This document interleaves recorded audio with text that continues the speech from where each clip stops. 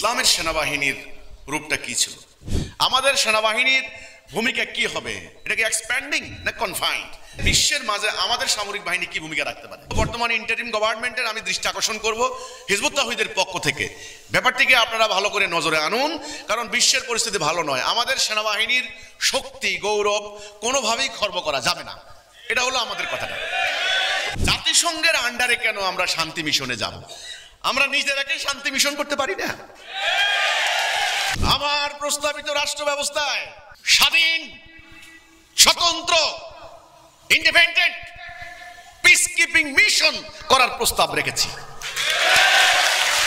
সেনাবাহিনী নিয়ে যখন আমি কথা বলেছি যে সেনাবাহিনীর গঠন প্রকৃতি এখন বাংলাদেশে দেশ চালাচ্ছে সেনাবাহিনী, আপনি বলতে পারেন ওরা এখন আনডিক্লেয়ার্ড গভর্নমেন্ট। এখন এই যে সেনাবাহিনীর ভূমিকা কি হবে, সেখানে আমরা সেনাবাহিনীর ভূমিকা নিয়ে কথা বলেছি। ইসলামের সেনাবাহিনীর রূপটা কি ছিল, আমরা দ্বিতীয় বিশ্বযুদ্ধের বিভিন্ন ধরনের ঘটনাবলীকে আমরা বিবেচনায় এনেছি। ওয়ার্ল্ডের অনেক রাষ্ট্র এবং স্বয়ং ইসরায়েল পর্যন্ত, ইসরায়েল একটা রাষ্ট্র, আধুনিক ভাষায় এটাকে বলে গণবাহিনী। আমাদের বিএনপির একজন মেজর অবসরপ্রাপ্ত হাফিজউদ্দিন, সাবেক পানি সম্পদ মন্ত্রী ছিলেন, উনি বলেছেন বিএনপি ক্ষমতায় গেলে 18 বছরের উপরে সমস্ত তরুণদেরকে সেনা প্রশিক্ষণ দেওয়া হবে, সামরিক প্রশিক্ষণ দেওয়া হবে। সেখানে আমরা বলেছি যে ইসলামের নীতি হচ্ছে একটা নির্দিষ্ট গোষ্ঠী আপনি গজ ফিতা মেপে ওজন করে কিছু তরুণকে এনে একটা সেনাবাহিনীতে চাকরি দিয়ে তাদেরকে দিয়ে পুরো রাষ্ট্রকে আপনার নিরাপত্তা দিবে, এই ধারণা ইসলামের মধ্যে ছিল না, এটা এখন হয়েছে। নবী করিম সাল্লাল্লাহু আলাইহি সাল্লাম পুরা উম্মাটাকে ন্যূনতম সামরিক শৃঙ্খলা তিনি শিক্ষা দিয়েছেন। আজকে যেমন অস্ত্র রাখাটাকে কন্ট্রোল করা হয়েছে, এটা ব্রিটিশ আমলে করেছে, আমাদের কাছ থেকে অস্ত্র কেড়ে নিয়েছে এবং এটা লাইসেন্স তারা দিয়েছে, লাইসেন্স অনুমোদনের কর্তৃপক্ষ তারা হয়েছে, তাদেরকে টাকা দিতে হবে, নির্দিষ্ট বছর পর পর আবার আপনাকে রিনিউ করতে হবে, এটাকে বলে নবায়ন করতে হবে। আবার রাষ্ট্রের কোনো পরিস্থিতি সৃষ্টি হলে আপনার অস্ত্র স্থানীয় থানায় আপনাকে জমা দিতে হবে, যেমন কিছুদিন আগে সরকার নিয়েছেন। এই যে প্রক্রিয়াটা, এটা কিন্তু ব্রিটিশরা করেছে, উম্মতে মুহাম্মদের ক্ষেত্রে কিন্তু এই প্রক্রিয়াটা ছিল না।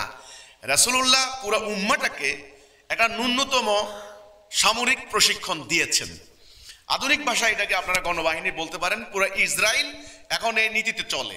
তো ইসরায়েল যদি এই নীতিতে চলতে পারে, আমাদের বাংলাদেশে আমরা এই নীতিতে চলতে পারবো না কেন? আমি একটা পরিসংখ্যান পেলাম যে বাংলাদেশে এখন টোটাল পপুলেশনের মধ্যে 4 ভাগের 3 ভাগ যাদের বয়স আন্ডার 50, 50-এর নিচে। কল্পনা করুন, 16 কোটি মানুষের মধ্যে 4 ভাগের 3 ভাগ মানে 12 কোটি মানুষের বয়স 50-এর নিচে। আপনি বলতে পারেন এটা একটা বিশাল একটা তারুণ্য শক্তি। এই তারুণ্য শক্তির ক্রাইসিসে কিন্তু জাপান অলরেডি পড়ে গেছে, জাপান কিন্তু এই ক্রাইসিসে পড়ছে। কাজে আমাদের এই তারুণ্য শক্তি প্রায় 12 কোটি, আমরা এই 12 কোটি আন্ডার 50, আমি 50-এর উপরে বাদ দিলাম, কিন্তু উম্মতে মুহাম্মদের ক্ষেত্রে 80 বছরের বৃদ্ধ কিন্তু জিহাদের ময়দানে গিয়েছে। আমরা এদেরকে ন্যূনতম সামরিক প্রশিক্ষণ যদি আমরা না দেই, তাহলে এখন যে বিশ্বের পরিস্থিতি যে তাণ্ডব শুরু হচ্ছে, এই যে গতকালকেও পুতিন সাহেব বলেছেন, রাশিয়ার প্রেসিডেন্ট পুতিন, তিনি বলেছেন তৃতীয় বিশ্বযুদ্ধের সূচনা হয়ে গেল। এবং আমাদের এখানে আন্দোলন হচ্ছে 24-এর যে গণ আন্দোলনের কথা স্টুডেন্টরা বলছেন, দ্বিতীয় স্বাধীনতা, এখানে টোটালি তাদের মেসেজটা হচ্ছে উই আর আন্ডার থ্রেট। আমরা অলরেডি একটা ইন্ডিয়ার একটা অথরিটি বা ইন্ডিয়ার একটা কর্তৃত্বের আন্ডারে চলে যাওয়ার একটা আশঙ্কা তারা করছেন। তো এরকম আশঙ্কা থাকলে, শত্রুর আশঙ্কা, পরাশক্তির আশঙ্কা, আপনার চীন আমাদেরকে নিয়ে, যেহেতু একটা জিওপলিটিক্যাল একটা এখানে ইম্পর্টেন্ট প্লেস আমাদের বাংলাদেশ, ভূ রাজনৈতিক কারণে আমাদের এই বাংলাদেশটা খুব ইম্পর্টেন্ট। চীন এখানে আধিপত্য বিস্তার করতে চায়, ইন্ডিয়া স্বাভাবিকভাবে সাবকন্টিনেন্ট তারা এখানে কন্ট্রোল করতে চায়, এবং আমেরিকা এখানে তাদের প্রভাব সৃষ্টি করতে চায়, কারণ কৌশলগত দিক চীনকে মোকাবেলা, চীনের অগ্রযাত্রা প্রতিরোধ করার জন্য করতে চায়। তাহলে এখানে আমাদের জনগণকে গণবাহিনীতে রূপান্তরিত করার ক্ষেত্রে সমস্যা কোথায়? আমরা উদাহরণে বলেছি যে এই কথাটা আমরা এর আগেও বলেছি, জার্মানির নিকটবর্তী রাষ্ট্র ছিল ফ্রান্স, এবং তার পাশে হচ্ছে আপনার হলো সুইজারল্যান্ডকে কিন্তু হিটলার অ্যাটাক করে নাই, হিটলার আক্রমণ করে নাই। কেন করে নাই? অনেকগুলি কূটনৈতিক রাজনৈতিক কারণ আছে। ডিপ্লোম্যাটিক পলিটিক্যাল কজ রিজন আছে, কিন্তু মেইন রিজন ছিল যে সুইজারল্যান্ডের পুরো জাতিটাই একটা গণবাহিনী ছিল। তাদের ঘরে ঘরে একটা কোট টাই যেমন ছিল, একটা বন্দুক ছিল, শুট বুট ছিল, সামরিক পোশাক ছিল। যেই কোনো সময় স্বল্প নোটিশের ভিতরে স্থানীয় কমান্ডারের নির্দেশে তারা সাথে সাথে অ্যাসেম্বলড হয়ে যেতে পারতেন। এই যে একটা গণবাহিনীর প্রস্তুতি, নবী করিম সাল্লাল্লাহু আলাইহি সাল্লাম আজ থেকে ১৫০০ বছর আগে এই কনসেপ্টটা দিয়েছেন। তা আধুনিক রাষ্ট্র তত্ত্বের মধ্যে এই কনসেপ্টটা অ্যাকসেপ্টেবল। তাহলে আমরা বাংলাদেশ কেন, কোন হীনমন্যতার কারণে সেটা আমরা গ্রহণ করব না? আমাদের সেনাবাহিনীর ভূমিকা কি হবে? এটা কি এক্সপ্যান্ডিং না কনফাইন্ড? আজকের এই সম্মেলন থেকে আমি একটা দুঃখজনক অবজারভেশন, আমার মতামত আমি দিতে চাই। এখন যেটা হচ্ছে বাংলাদেশের আইন শৃঙ্খলা পরিস্থিতির অবনতির পরিপ্রেক্ষিতে আমি দেখলাম আমাদের সেনাবাহিনীর সাথে মারামারি করছে অটো রিক্সা শ্রমিকরা। সেনাবাহিনী সদস্যদেরকে তারা ঢিল মারছে, ধাওয়া দিচ্ছে, গালাগালি করছে। এক। দুই, আমাদের স্টুডেন্টরা, এই যে তেজগাঁ কলেজের স্টুডেন্ট বা অন্যান্য স্টুডেন্টরা, তারা সেনাবাহিনীর সাথে সংঘাত করছে। চোর ডাকাতকে পিটানো হচ্ছে, সেনাবাহিনী করছেন। হ্যাঁ, আইন শৃঙ্খলা রক্ষার ক্ষেত্রে চূড়ান্ত ভূমিকার জন্য কিছু করার ছিল না, কিন্তু এটা দীর্ঘমেয়াদী ভালো হবে না। আমি কেন বলছি? কারণ সেনাবাহিনী আমাদের একটা গৌরবের প্রতীক, সেনাবাহিনী আমাদের একটা প্রেস্টিজের প্রতীক, এটা আমাদের একটা শক্তির প্রতীক। সেনাবাহিনীকে তৈরি করা হচ্ছে বহিঃশত্রু হাত থেকে জাতিকে রক্ষা করার জন্য।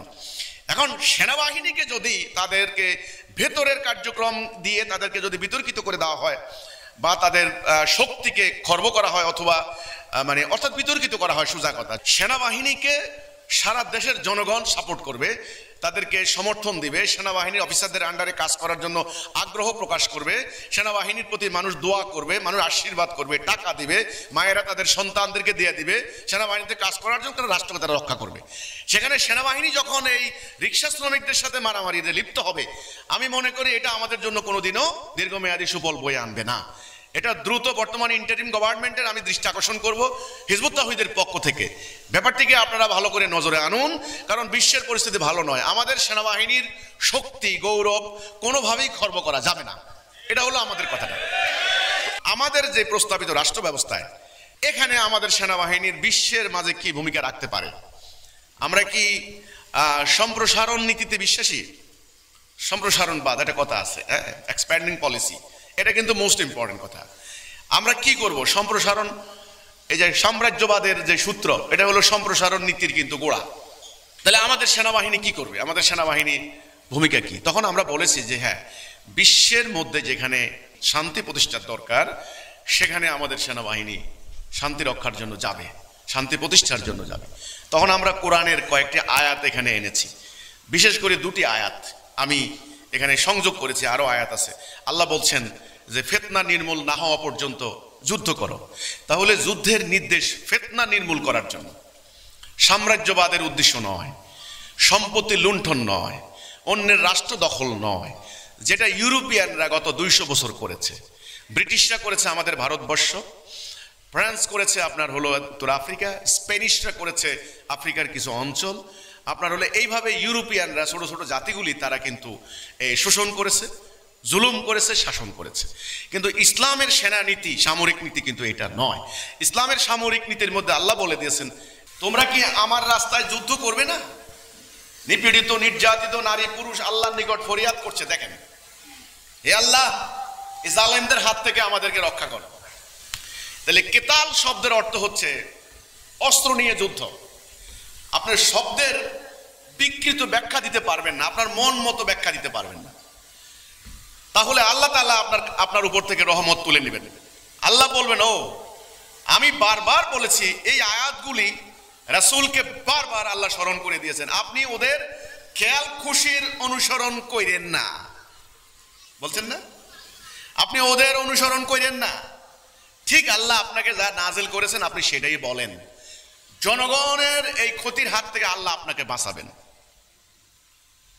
আপনি তাদের খেয়াল খুশি, তারা কি চায়, তাদের মন মতে কথা উপস্থাপন করবেন, হবে না। অনেক অনুবাদক, অনেক মুফাসসির, তারা কিন্তু এই কিতালের ব্যাখ্যা, কিতালের মিনিং তারা উল্টাপাল্টা করে দিয়েছে। আমরা কিন্তু সেটা পারি না। আমরা হক নিয়ে দাঁড়িয়েছি, আমরা আল্লাহ সাহায্য প্রত্যাশী, আমরা আল্লাহ সাহায্য চাই। কাজেই কেতাল মানে অস্ত্র নিয়ে যুদ্ধ। তা আমরা বলেছি আমাদের রাষ্ট্র ব্যবস্থার প্রস্তাবনায় দুই ধরনের সেনাবাহিনীর থাকবে। একটা হলো পুরো জনগোষ্ঠী, তাদের জাতির লক্ষ্য সম্পর্কে পরিষ্কার ধারণা থাকতে হবে। পুরো জনগোষ্ঠীর লক্ষ্য কি, এটার নাম আকীদা। লক্ষ্য হাসিলের জন্য পুরো জনগোষ্ঠী প্রয়োজনে সেনাবাহিনীতে যোগ দিবে। কিন্তু আধুনিক রাষ্ট্র ব্যবস্থায়, প্রযুক্তির এই যুগে, জ্ঞান বিজ্ঞানের এই যুগে সকল জনগোষ্ঠীকে গবেষণায় রত থাকা মুশকিল আছে। এই জন্য আমরা প্রস্তাব দিয়েছি আমাদের প্রস্তাবনায় যে জাতির মধ্য থেকে অত্যন্ত সাহসী, অত্যন্ত প্রজ্ঞাবান, অত্যন্ত বিজ্ঞ, জ্ঞান বিজ্ঞান সম্পর্কে অভিজ্ঞ, এই ধরনের বাছাই করা একটা গ্রুপ থাকতে পারে, যারা মিলিটারি স্ট্র্যাটেজিগুলি তারা স্টাডি করবেন, মিলিটারি ট্যাকটিক্যাল দিকগুলি তারা দেখবেন এবং পলিসি নির্ধারণ করবেন। দুনিয়ার অপরাপর সেনানীতি আবিষ্কার, সামরিক অস্ত্রশস্ত্র, এইগুলোর ব্যাপারে তারা গবেষণা করবেন। এটার জন্য একটা গ্রুপ থাকতে পারে, সেটা একটা বাহিনী থাকতে পারে, সেটা একদম লিমিটেড, একেবারে আনলিমিটেড নয়, কিন্তু পুরো জাতিটাই কিন্তু সামরিক বাহিনীর অন্তর্ভুক্ত। এখানে বিশ্বের মাঝে আমাদের সামরিক বাহিনী কি ভূমিকা রাখতে পারে, তখন আমরা জাতিসংঘের ব্যাপারটা এনেছি। জাতিসংঘ পিস কিপিং মিশনে, শান্তি মিশনে আমাদের মিলিটারিরা, আমাদের আর্মি তারা ভূমিকা রাখছেন। আমরা যতটুকু জানি এ পর্যন্ত আমাদের দেশের সেনাবাহিনী বেশ সুনামের সঙ্গে ভূমিকা রেখেছেন।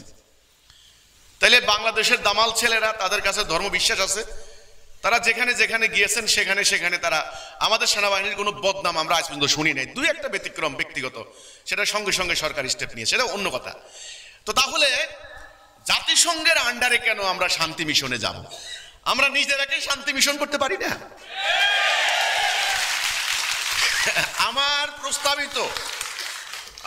প্রস্তাবিত রাষ্ট্র ব্যবস্থায় স্বাধীন, স্বতন্ত্র, ইন্ডিপেন্ডেন্ট পিস কিপিং মিশন করার প্রস্তাব রেখেছি। ব্যাপারটা সহজ নয়। আমার কাছে আবার দাজ্জাল আছে, আমি দাজ্জাল সম্পর্কে যদি আমার আইডিয়া না থাকতো তাহলে আমি ওই যে ওনাদের মতো দাঁড়াইয়া পাঞ্জাবির হাতা গুটাইয়া ওরে মাইরা ফেলাম, ওরে খাই ফেলাম, আমি বলতে পারতাম। বাট আমি জানি দাজ্জাল, আজকে দুনিয়ার কন্ট্রোল দাজ্জালের হাতে।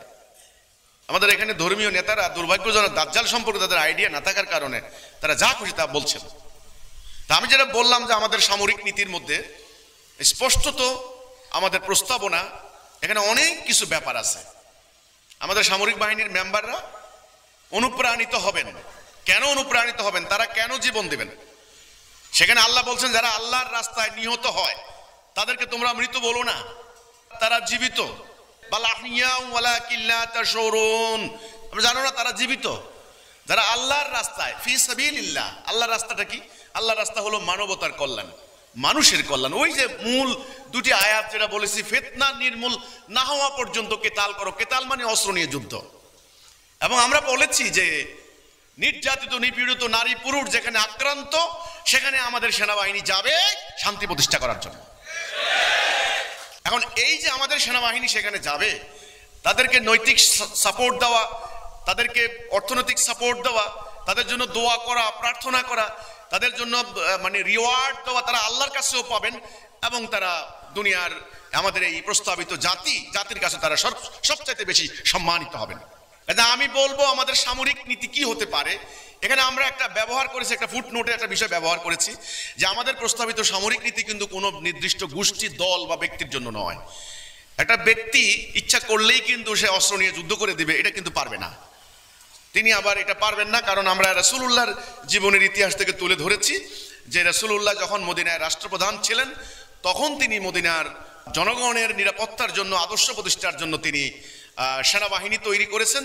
তিনি সেনাপ্রধান ছিলেন এবং তিনি সৈন্যবাহিনী, তিনি অস্ত্র বানিয়েছেন, অস্ত্র আমদানি করেছেন, অস্ত্র চুক্তি করেছেন, বন্দী করেছেন, শত্রুর বিরুদ্ধে অভিযান করেছেন। ঠিক একটা স্বাধীন রাষ্ট্র যেমন সার্বভৌম কর্তৃপক্ষ, সবরেন্টি যেমন করে, ঠিক রাসূলুল্লাহ তাই করেছেন।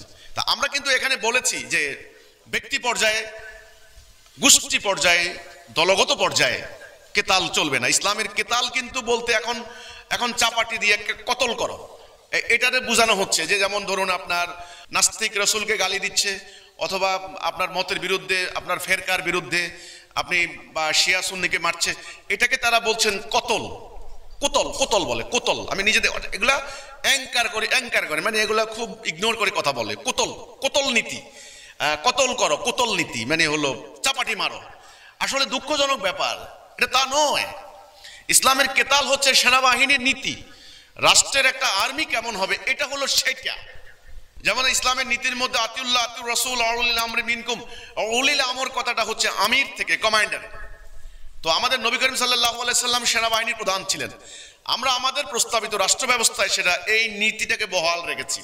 আমরা বলেছি যে সেনাবাহিনীর যিনি প্রধান থাকবেন, সেনা কমান্ডাররা থাকবেন, তারা কিন্তু রাষ্ট্রের যিনি প্রেসিডেন্ট বা ইমাম হবেন, সে ওনাকে যেভাবে আপনারা অভিহিত করুন না কেন, প্রধান নির্বাহীর আন্ডারে থাকবে ইমাম অথবা প্রেসিডেন্ট, ওনার আন্ডারে থাকবে সেনাবাহিনী। যেমন আজকে বাংলাদেশের মধ্যে এখানে একটা ব্যাপার আছে, এখানে একটা মন্ত্রণালয় কাজ করেন, এটার নাম হলো প্রতিরক্ষা মন্ত্রণালয়, ডিফেন্স মিনিস্ট্রি।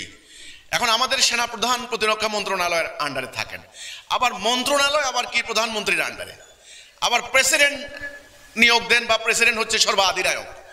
এটা কিন্তু একটা মানে ভারসাম্য রক্ষা করার চেষ্টা করেছেন তারা, যে যেন কোনোভাবেই সামরিক শাসন না হয়, কোনোভাবেই যেন মিলিটারি রুল যেন আমাদের উপরে অ্যাপ্লাই করতে না পারে, কোনোভাবেই যেন কোনো মানে সরকার যেন সেনাবাহিনীকে নিজের স্বার্থে ব্যবহার করতে না পারে, এই জন্য এই ব্যবস্থাগুলি করেছেন। কিন্তু দুর্ভাগ্যজনক স্বাধীনতার পর আমরা দেখেছি যে সেনাবাহিনীকে কিভাবে দলীয় স্বার্থে ব্যবহার করার চেষ্টা করা হয়েছে, এটা কিন্তু তারা বন্ধ করতে পারেন নাই। কিন্তু আমাদের প্রস্তাবিত রাষ্ট্র ব্যবস্থায় আমরা নিশ্চিত করে বলতে পারি ইনশাআল্লাহ তাআলা, যদি আমাদের প্রস্তাবিত রাষ্ট্র ব্যবস্থা গ্রহণ করা হয়, তাহলে সেনাবাহিনী কারো গোষ্ঠীর স্বার্থে, কারো দলগত স্বার্থে, কারো ব্যক্তির স্বার্থে কখনো ব্যবহৃত হওয়ার সুযোগ পাবে না। আমরা আমাদের প্রস্তাবিত রাষ্ট্র ব্যবস্থায় আমরা বলেছি, আজকে সেনাবাহিনীর সদস্যদের বেতন ভাতা নিয়ে প্রশ্ন তোলে। আমরা ইদানিং এই আলোচনা নেই, আমি যখন স্টুডেন্ট লাইফে ছিলাম এরশাদের টাইমে এই আলোচনাটা ব্যাপক হয়েছে। আমাদের বিশ্ববিদ্যালয়ের প্রফেসররা বুদ্ধিজীবী লেভেলে এই আলোচনাটা করতেন যে সেনাবাহিনী এত টাকা নিয়ে যাচ্ছে, এত বাজেট তারা খেয়ে ফেলছে, ইত্যাদি ইত্যাদি। কিন্তু দেখুন আল্লাহর বিধানের মধ্যে সেনা সদস্যদের সুবিধা কি দেখেন, গনিমতের মালের অধিকাংশই সৈন্যদেরকে দিয়ে দেওয়ার নির্দেশ। রাসূলুল্লাহ গনিমতের মাল মানে গনিমত বলতে এখন নেগেটিভলি আমরা 71-এর যুদ্ধের সময় কি হয়েছে না হয়েছে আমরা নাটক দেখেছি। একটা মোল্লা মুন্সিকে সাজানো হয়েছে, মোল্লা মুন্সির দাড়িতে হাত দিয়ে দিয়ে একটা মেয়েকে জোর করে বের করে এনেছেন। পাকিস্তানি আর্মিকে বলা হয়েছে হুজুর এটা নিয়ে যান, এটা গনিমত। আমি নিজের কানে শুনেছি এই ডায়ালগটা। তো এখন গনিমত শব্দটাকে এইভাবে গত 50 বছর ধরে একেবারে সাংঘাতিক ধরনের নেগেটিভলি প্রচার করতে করতে এই শব্দগুলি জিহাদ, জিজিয়া, গনিমত এগুলাকে একেবারেই নেগেটিভলি প্রচার করা হয়েছে, যে কারণে আমাদের শিক্ষিত লোকেরা এই কথাগুলি বলেন না, একটা হীনমন্যতায় ভোগেন, একটা ইনফেরিয়রিটি কমপ্লেক্সে ভোগেন। আপনারা গনিমতের কথা বলছেন, আমি ছোট্ট একটা উদাহরণ দেব, ছোট্ট উদাহরণ। এটা সবাই জানেন যে প্রথম বিশ্বযুদ্ধের টাইমে যখন মিত্র শক্তি জিতে গেল, অক্ষ শক্তি হেরে গেল, মানে জার্মানি হেরে গেল, তখন ফ্রান্স এবং ব্রিটেন জার্মানিকে ক্ষতিপূরণ বাবদ ক্ষতিপূরণ দিতে হবে ফ্রান্সকে। কত টাকা জানেন? তৎকালীন হিসাবে $33 বিলিয়ন। $33 বিলিয়ন। আরে খেলাখেলি না ভাই, $33 বিলিয়ন, 100 কোটিতে 1 বিলিয়ন, 3300 কোটি। ওই টাইমে আমি খোঁজ করার চেষ্টা করেছি ভারতের মুদ্রার সমমান ইকুইভ্যালেন্টটা কি ছিল, মুদ্রার মানটা কত ছিল। 14 টাকা ভারতীয় রুপি, তখন 14 টাকা মানে ভারতীয় 14 রুপি সমান $1। ওই হিসাবে আজকের বাজারে এটা কত হাজার কোটি টাকা, খেয়াল করুন। তাহলে 33 কোটি বিলিয়ন ডলার আপনারা জার্মানিকে আপনারা ক্ষতিপূরণ দাবি করলেন, আর ইসলামের গনিমতের সমালোচনা করেন আপনারা। গনিমতটা হচ্ছে যে রাষ্ট্রে যুদ্ধে হেরে যাবে সেই রাষ্ট্রের কাছ থেকে পাওয়া ক্ষতিপূরণ বা সম্পদ, এক কথাই হলো। ইসলাম কিন্তু পরবর্তীতে জোর করে বাধ্য করে ক্ষতিপূরণ দাবি করেন। ইসলাম শুরুতেই আপনাকে আপনার সম্পত্তি যুদ্ধে হেরে গেলে স্বাভাবিকভাবে সম্পত্তির অধিকারী হয়ে যাবে ইসলামী রাষ্ট্র। এ ধরনের ক্ষতিপূরণের কিন্তু ঘটনা আরও আছে। জাপানিরাও ক্ষতিপূরণ দিয়েছে মিয়ানমার, এই দক্ষিণ কোরিয়া, উত্তর কোরিয়া, তারা দ্বিতীয় বিশ্বযুদ্ধের ঘটনার পরে কিন্তু ওটা বললাম প্রথম বিশ্বযুদ্ধ, এটা হলো দ্বিতীয় বিশ্বযুদ্ধ। আর আপনারা আমাদের ইসলামের গণিমতের সমালোচনা করেন, আমি কিন্তু সেটাও এনেছি, আমরা সেটাও আনবো, কারণ ইসলামের কোনো একটা টার্ম আপনি কিন্তু বাদ দিতে পারবেন না, কিন্তু একটা খুঁত থেকে যাবে, আপনাকে আটকানো হবে। এই তোমরা ক্ষমতায় গেলে তোমরা গণিমত কি করবা বলো? তাহলে যুদ্ধলব্ধ সম্পদ এটার নাম গণিমত, সেটা আমরা কি করব? তো কাজে আমরা আমাদের সেনাবাহিনীকে আমাদের প্রস্তাবিত রাষ্ট্র ব্যবস্থায় ইনশাআল্লাহ যারা মানবতার কল্যাণে, নির্যাতিত নিপীড়িত মানুষের মুক্তির জন্য ভূমিকা রাখবে, সেনাবাহিনীর সদস্যরা সবচাইতে বেশি সুবিধা লাভ করবেন। 5 তারিখের সরকারের যখন পতন ঘটলো তখন কিন্তু আমরা আমাদের সেনাবাহিনীকে বারবার তলব করেছি। সেনাবাহিনী যেন বাংলাদেশের মানুষের কাছে ত্রাতার ভূমিকায় ছিল। পুলিশ নাই, থানা নাই, র্যাব নাই, কিচ্ছু নাই, তখন বারবার সেনাবাহিনী। তো কাজেই শান্তি রক্ষার জন্য অস্ত্র প্রয়োগের কোনো বিকল্প নাই, সেটা অবশ্যই ব্যক্তি পর্যায়ে নয়, সেটা সভরেন্টি পর্যায়ে হতে হবে। আমাদের প্রস্তাবিত রাষ্ট্র ব্যবস্থায় আমাদের সেনাবাহিনীর রূপকল্প, গঠন প্রক্রিয়া, এর প্রশাসনিক কাঠামো কেমন হবে, এর সুযোগ সুবিধা কতটুকু পাবেন, কি পাবেন না, আন্তর্জাতিক অঙ্গনে তারা কি ভূমিকা রাখতে পারেন, ইত্যাদি বিষয় নিয়ে আমি আমাদের প্রস্তাবিত রাষ্ট্র ব্যবস্থায় বিস্তারিত তুলে ধরার চেষ্টা করেছি।